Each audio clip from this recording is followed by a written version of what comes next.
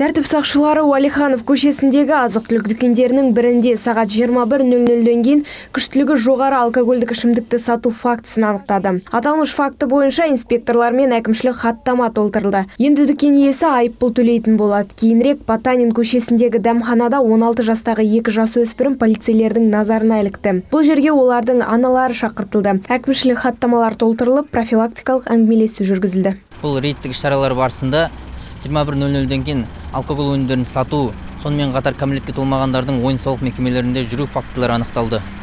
Бұл фактілерді әкімшілік хаттамалар толтырылып, және материалдар жиналуда.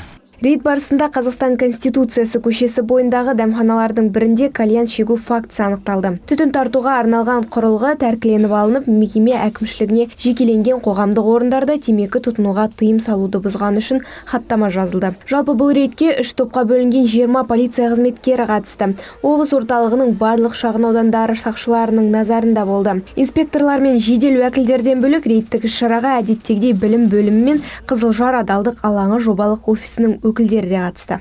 Проходит рейдовое мероприятие. Бүгін кәмелетке толмағандардың арасындағы құқықтық бұзушылықтардың алдын алуға бағытталған рейдке қатысып жатырмыз. Сағат 22:00-ден кейін жасөспірімдер көңіл көтеру орындарында болмауға міндетті. Сонымен бірге оларға алкогольдік ішімдіктердің сатылмауын қадағалаймыз. Құқық қорғау органдарының осындай жұмыстарға жұртшылық өкілдерін таратуы қуантады. Біз жастарды адал және әдепті болып өз құқықтары мен міндеттерін сақтауға шақырамыз.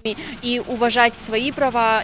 Рейд барысында түрлі 15 құқық бұзушылық анықталды. Ювеналдық полицейлер айтып өткендей, олардың жұмысының басты мақсаты жасөспірімдердің арасында және оларға қатысты жасалатын қылмыстардың алдын алу. Жыл басынан кәмелетке толмағандардың істер жөніндегі инспекторлар 8 жедел профилактикалық іс-шара мен акцияларға қатысқан. Сондай-ақ олар 104 рейд өткізген. Олардың нәтижесінде 3000-нан астам құқық бұзушылық анықталған. Жасөспірімдердің түнгі уақытта үйден тыс және көңіл көтеру орындарында болған үшін жыл басынан 688 заңды өкіл жауапкершілікке тартылды. Индира Хатқызы, Солтүстік Қазақстан облысы полиция департаменті баспасөз қызметінің көмегімен әзірленді.